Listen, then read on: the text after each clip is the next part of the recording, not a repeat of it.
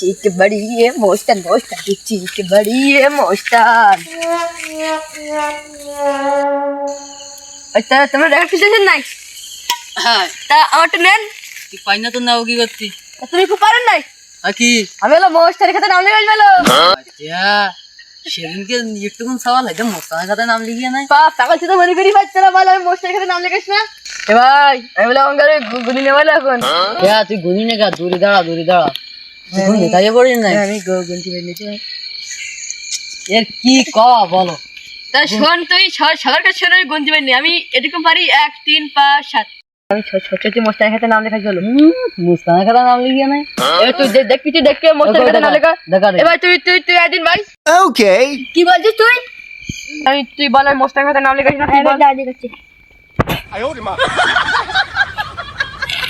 এই দেখ ভাই, তুই দেখ মোস্তানের খাতে নাম লেখাইস তুই দেখ। ওরে শালা পাগল, এক কাগজে নাম লিখে বলতে মোস্তানের খাতায় নাম লিখে। পাগল বলছি দেখতে পাচ্ছি না মোস্তানের খাতে নাম লিখেছি আমি। এর কাছে শোন আরো একজন আছে সাক্ষী। দেখে আমরা দেখবি, তা তুই আগে দেখ বিশ্বাস কর। খাবো তুই কি করতি রে?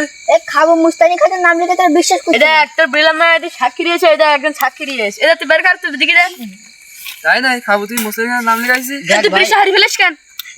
দেখ ভাই তুই দেখ, ও একটা কাগজে নাম লিখি বলতেছি এই মোস্তানের দেখ এই কাগজ বিশ্বাস করতে লে কাগজ। এ দেখ কাগজ না তো।